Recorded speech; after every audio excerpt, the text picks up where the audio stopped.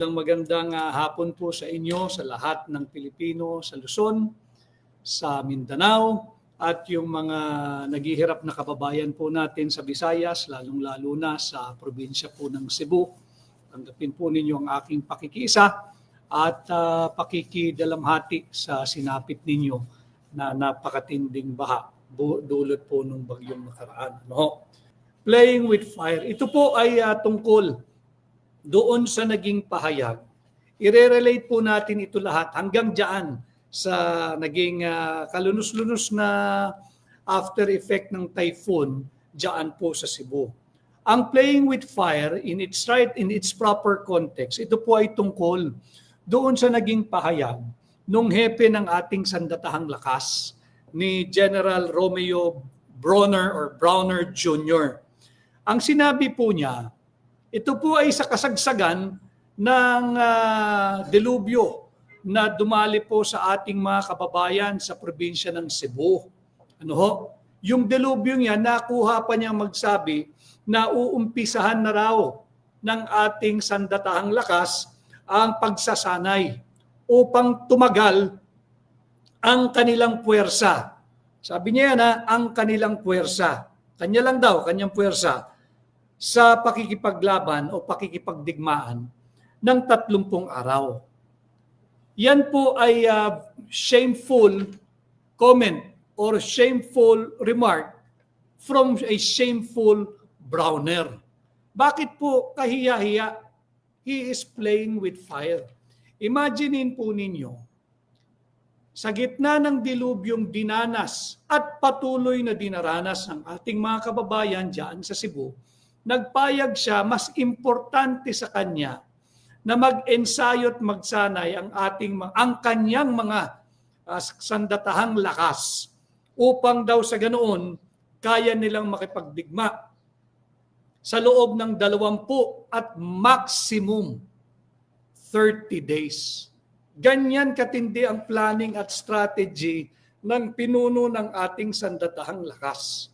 Sa gitna ng delubyo na dinaranas sa mga kababayan po natin diyan sa probinsya ng Cebu, ang inaatupag nitong hepe ng sandatahang lakas ay mag-iensayo na raw sila upang maghanda tayo o yung puwersa niya, yan ang kanyang termino upang tumagal ang kanyang puwersa o ang kanilang puwersa sa pakikipagdigmaan sa loob ng 30 araw. Ang bigat, hindi ba? Nakakahiya, nakakagalit, reckless yung statement. Why is he playing with fire? Kagaya po nung ating naging pamagat. Alam mo ninyo, delikado yung ginagawa niya. Hindi natin alam kanino ba tayo makikipagdigma. Ang usual default answer ay China. Kaninong interes ang ating isusulong upang makita natin na tayo ay nasa digmaan kalaban ang superpower na ating kapitbahay na China. Kaya po yung ating pamagat, playing with fire. At ang talaga namang very shocking, sa gitna ng dilubyong dinaranas, so patuloy na dinaranas ang ating mga kababayan. Nakita niyo yung larawan, patong-patong yung mga sasakyan. Yung kanilang mga kasangkapan, sira po lahat. Yung mga sasakyan, motorsiklo, hindi po dahil magandang tingnan sa optic, yung mga material things ay nasira, hindi po. Karamihan po doon, if not all, ay ginagamit nila sa kanilang hanap buhay, sa kanilang negosyo. And I dare say na karamihan po doon, malamang ay nakautang pa Sira, wasak. Yung iba ron at karamihan din doon ay hindi insured. Paano po sila babangon? Lubog sa putik ang kanilang bahay, sira ang kasangkapan, sira yung mga sasakyan na ginagamit pang hanap buhay, pangpasok sa opisina, hindi pa nababayaran ng karamihan. Wala naman din po silang emergency money. Yan po yung napatunayan na may isang pag-aaral. 2 out of 10, only 2 out of 10 Filipinos ang merong emergency or standby money in cases of emergency. Ganun po ang estado ng pananalapi ng mga ordinaryong Pilipino, yung low income at middle income. Ito nga po ang inaatupag gera. Bakit po siya naglalaro ng apoy? Ang tanong nga po natin, kaninong interes bang sinusulong mo? Interes ng Pilipinong lubog sa baha? O interes ng mahilig makialam na Amerikano na matagal na nating alyado? Hindi ba doon sa katatapos na APEC meeting, nag-usap yung dalawang supposedly ay magkabangga? Si Donald Trump ang pinuno, ang Pangulo ng Estados Unidos, at si Xi Jinping ng China. At meron silang pagkakasundo doon na mas mainam na mag-usap sila at i-diffuse at de-escalate kung anumang tensyon ang namumuo, ang masaklap gamit ang Pilipinas, gamit ang Pilipino. Eto na nga, si AFP Chief of Staff Romeo Browner Jr. nagpahayag, naghahanda na po sila, nag-iensayo na sila para daw tumagal ng 20 hanggang 30 araw yung kanilang pakikipagdigma, yung kanya daw pong puwersa. Malinaw po yan sa naging pahayag niya. Dahil daw po, umaasa siya na on or before the 30th day, sasaklolo na ang puwersang Amerikano gamit na yung Mutual Defense Treaty of 1951. Ganyan katindi mag-strategize at magplano yung ating pinuno ng sandatahang lakas. Kaninong interes ang sinusulong mo? Bakit tayo papasok o susuong sa isang shooting war o digmaan? Laban kanino? Again, as I have said early in our live, laban sa China? Kaninong interes ang iyong isinusulong? Bakit ang tapang-tapang mo, 30 days maximum lang pala ang itatagal ng puwersa natin? Yun kung tumagal tayo ng 30 days. At ang planning ho na ginagawa nito, dahil siya ay confident, kampante siya, na on or before the 30th day, nariyan na yung rest back. Nandyan na yung alyado, yung Estados Unidos. Nandyan na yung saklolo. Kaya po tayo nag-uusap ng ganito upang ilagay natin sa tamang konteksto at ulitin ko, magabayan kayo. Sapagkat hindi po ito gera ng sandatahang lakas ng Pilipinas lamang. Hindi po ito gera ng puwersa ni General Romeo Browner Jr. lamang. Kaladkad po tayong lahat dito. Pati po mga anak natin may tama dito. Ang ekonomiya natin lalagpak dito, higit na lalagpak. Alam mo ninyo, yung 30 days maximum, ang ibig sabihin lang po niya, they will try to hold the line and they will try to preserve our forces. Ibig sabihin, walang malinaw na plano na mananalo tayo sa digmaan. Yung 30 days niya, hold the line. Preserve our forces. Huwag maubos, huwag mag-decimate yung ating puwersa. Pwede ba yun? Ito yung maliwanag na halimbawa. Yung 1951, na lagi nilang sinasangkalan at ginagawang sandigan upang makumbinsi ang mga Pilipino na handa tayo makipagdigma dahil nariyan ang puwersang Amerikano. Hindi po totoo yun. Sapagkat yung 1951 Mutual Defense Treaty, wala naman po yung mga pinagtatalunan ngayon dyan sa South China Sea, yung Scarborough Shoal. Hindi po kabahagi yan nung teritoryo ng Pilipinas na ibinenta ng bansang Espanya sa halagang $20 million sa Amerika noong 1898, noong Treaty of Paris. Wala pong Scarborough Shoal doon. At nung nagpirmahan po ng MDT, wala pa rin po doon. So, hindi po automatic yun. Papasok po ang Kongreso ng Estados Unidos. Kinakailangan muna ay maaprubahan ng Kongreso ng Estados Unidos at pahintulutan ang Department of War. Hindi na po Department of Defense. Department of War ng Estados Unidos na sila ay magpadala ng puwersang Amerikano, ng kanilang mga equipment, ng kanilang mga barkong pandigma, eroplano, lahat, bago tayo matulungan. Yung 30 days na pangarap po ng ang pinuno ng ating sandatahang lakas, si General Romeo Browner Jr., lagay po natin sa tamang konteksto. Kasalukuyan po ay meron tayong nasusubaybayan na shutdown ng federal government sa Estados Unidos. Ito pong shutdown na ito ay nagsimula noong October 1, 2025. Gobyerno na po nila ito. Pag nag-shutdown po yung gobyerno, yung mga empleyado po nila, mga 2 milyon na to date, mga 2 milyon na ang suspendido po yung sahod ng 2 million employees nila ng Estados Unidos more or less. Bakit? Kasi nga po may shutdown na nagsimula noong October 1, 2025. Ano po epekto nun? Mga 750,000 workers po nila ay furloughed o pinagpahinga.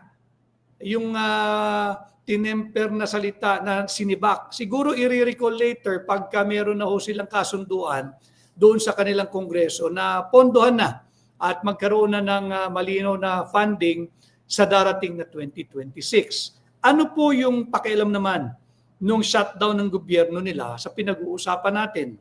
Timeline po yung timeline. 20 to 30 days lamang po. 20 hanggang 30 araw lamang daw tatagal ang ating puwersa kung tayo ay sasabak sa digmaan.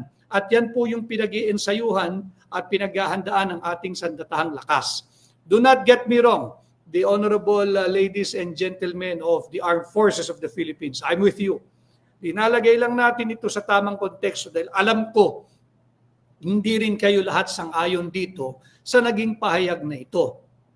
Pag pinaghahandaan po yung digmaan daw, natatagal tayo ng 20 to 30 days. Ang estilo po niya, hold the line and preserve our troops, preserve the forces. Yan lang po ang kanyang preparasyon. Bakit? Nakaasa po sa resback Nakaasa din po sa ayuda. Ayuda ng Amerikano. Ayuda ng puwersang Amerikano. Ayuda ng eroplano ng Amerikano. Ayuda ng Navy o mga warship ng Amerikano. Ayuda ng mga gamit pandigma ng Amerikano. Hindi po siya naghahanda at nag-iensayo para manalo sa isang digmaan. Ang pinag-iensayuhan lang niya, hold the line and preserve the forces. Huwag maubos sa loob ng 30 araw. Ano po yung connection naman ito dito sa shutdown ng gobyerno ng Estados Unidos? Nagsimula po yung kanilang shutdown ng October 1, 2025. Ano na po ngayon? Ngayon po ay November 6, 2025. Ilang araw na po ang lumipas. Kung ito po ang inaasahan niya, yun nga pong sarili nilang gobyerno ay hindi pa nila natutugunan yung pag-shutdown ng more than 30 days. Ang paghahanda niya sa kanyang hold the line at preserve the forces policy ay 30 araw. Ano ang pumasok sa isipan niya? Bakit ganun siya kakampante, if not arrogant, na sabihin 20 to 30 days lang at darating na ang ayudang Amerikano?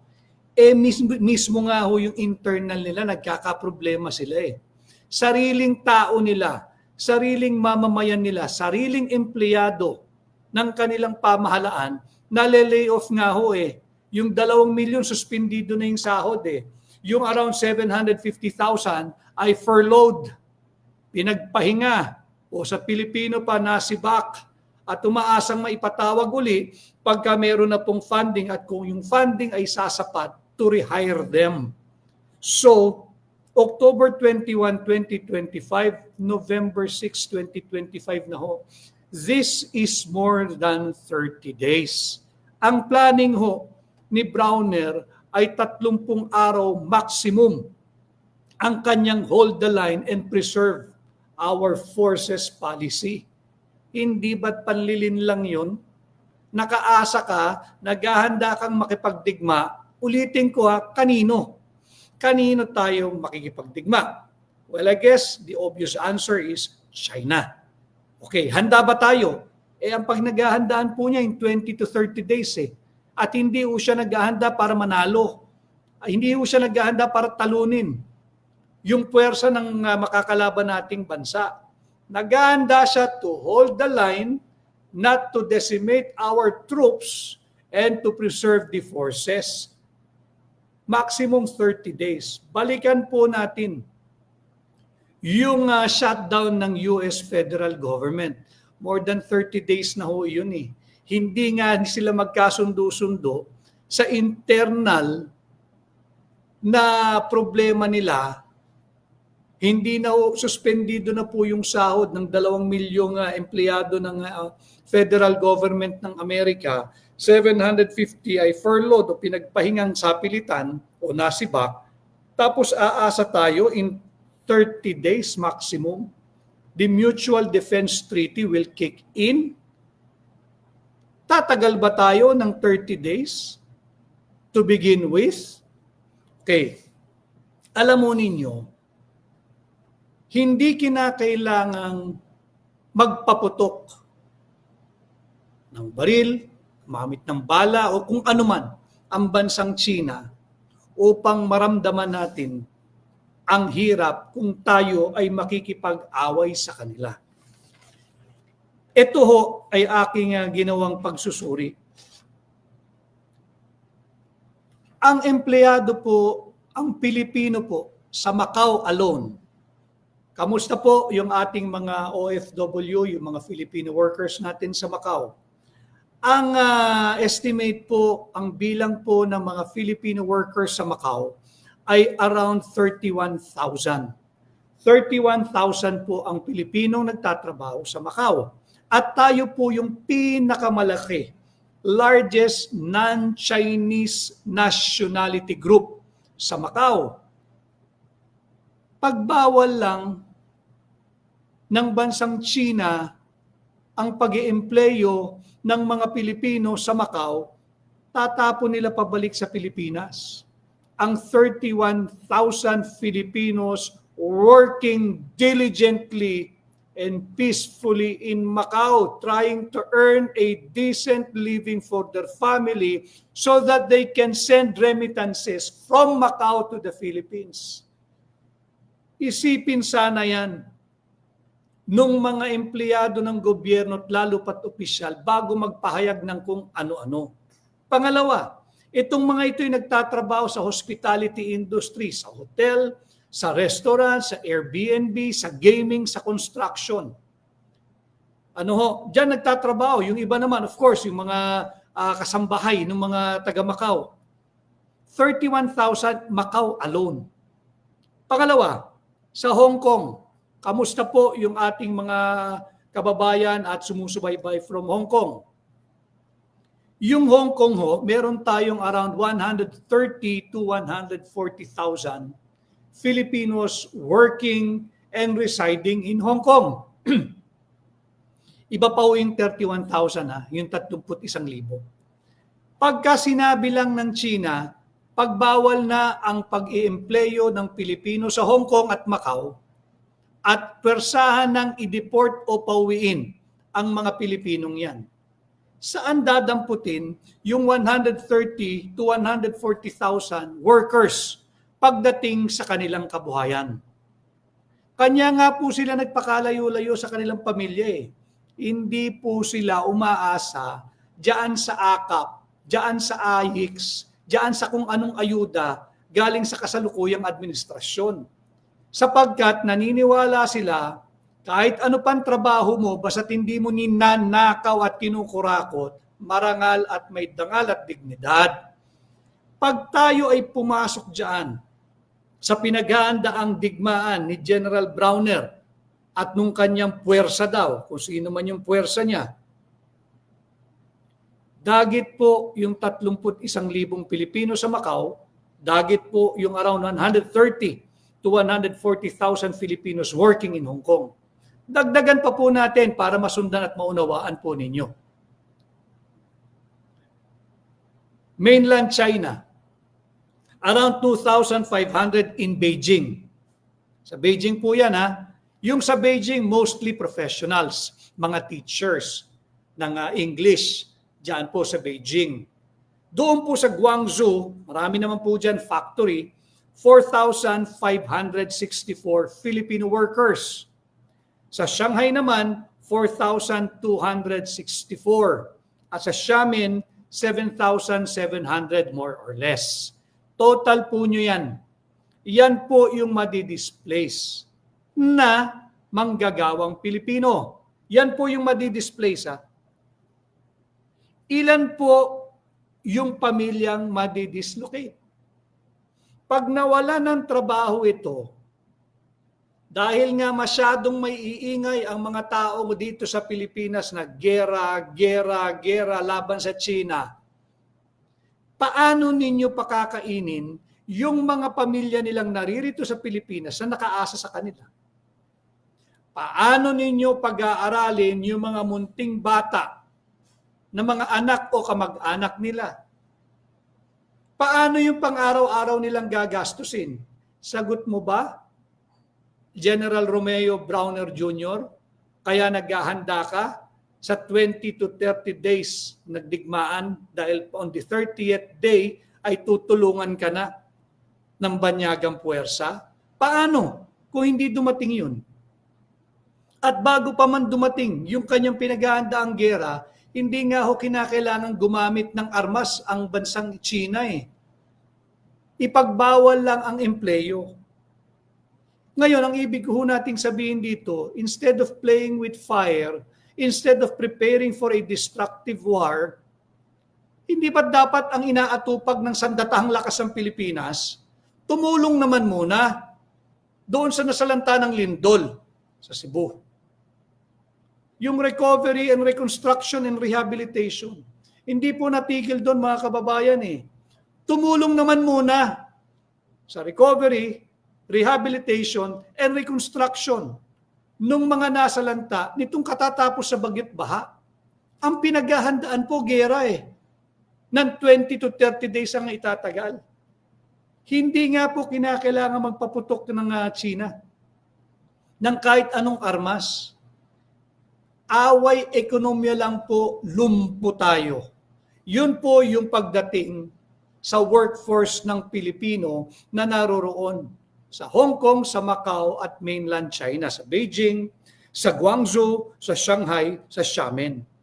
Imbis po pinaghahandaan natin yung destructive war, matagal na po natin ito ina-advocate, yung war on corruption, yung war on criminality, yung war on drugs. Kanya mo ba, hindi ba, nung pumutok itong anomalya sa 2025 national budget, at matagal na natin kinakalampag ang gobyerno, at ito rin, na hindi na maawat, sumirit na po itong anomalya sa flood control funds at mga ghost or substandard flood control programs.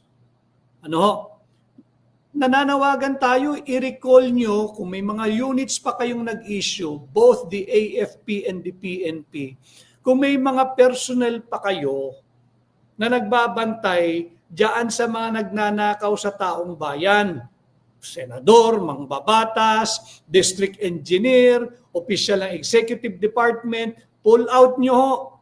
Hindi para pagsanayin sa 20 o 30 araw ng digmaang pinaghahandaan ni Browner, kundi po recovery, rehabilitation, and rebuilding ng mga lugar na nasa lanta po ng lindol at bagyo. Hindi lang po yung AFP, pati yung PNP. Kaya lang, yun nga yung konteksto natin. Sinusundan natin itong delikadong naging pahayag ni AFP Chief of Staff, reckless, very reckless remark, very reckless Browner.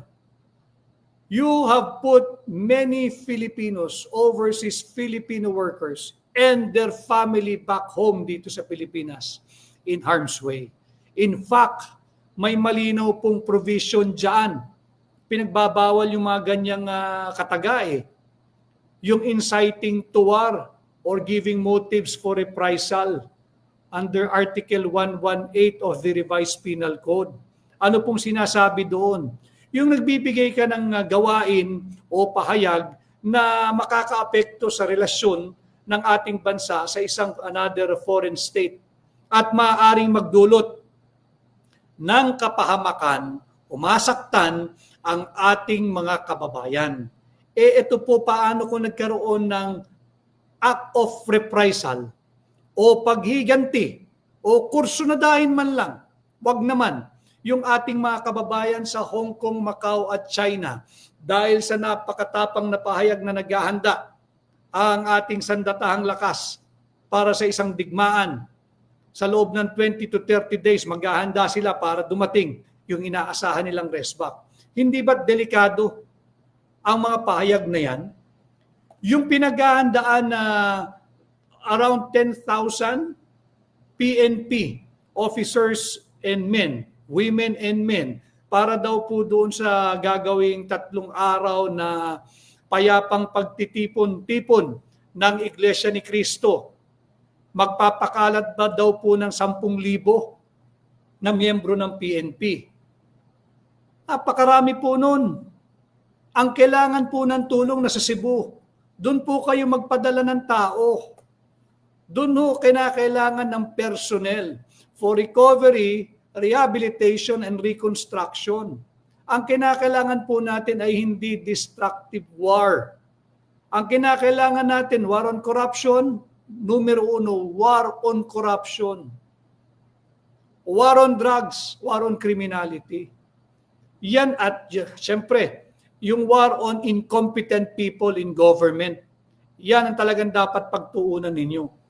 Pag yan pong mga nabanggit ko, na bilang ng ating overseas Filipino workers ay na-lay off o nagkaroon ng ban ng Filipino workers sa Hong Kong, China, Macau, at yung mainland China, Beijing, Shanghai, Guangzhou, Xiamen, no, pagka nagkaroon ng ban dyan, tatanggapin ba yung ating mga Filipino workers, papapasukin ba sila sa Estados Unidos?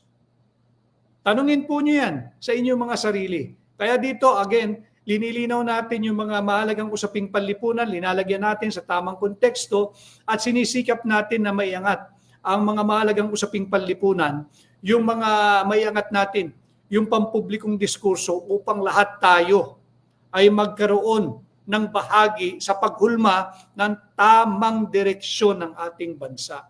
Ano? Hindi naman sila basta-basta tatanggapin sa bansang Estados Unidos. Bakit? Di ba nag-crackdown nga ang immigration ng Estados Unidos? Ang dami na pong dineport, hindi lang Pilipino, hindi lang po mga Pinoy, to be fair to the US government. Wala ko tayong magagawa, polisiya ng gobyerno nila yun, hindi naman nating gobyerno yun. Subalit ang sinasabi ko, pag ito'y na-displace at dislocated ang pamilya, mahahanapan nyo ba sila ng katumbas na trabaho, na may katumbas na sahod dito sa Pilipinas? O patatakamin nyo lang sila at papipilain sa ilalim ng init ng araw o lakas ng ulan sa kakarampot na ayiks, kakarampot na akap, kakarampot na ayuda at ipamumukha pa ninyo sa kanila na sila'y kaawa-awa, papipilain ng napakatagal, tatanggap na magkano? 5,000, 7,000, 8,000.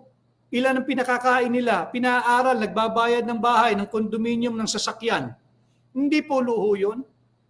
Those are legitimate aspiration of every Filipino family. Kanya nga po sila lumayo yung ating mga mahal na overseas Filipino workers Kaya nga sila nagpakalayo-layo, walang oportunidad dito. Tapos magpapayag ng ganyan na he is essentially playing with fire, literally and figuratively. Sana wag sumiklab.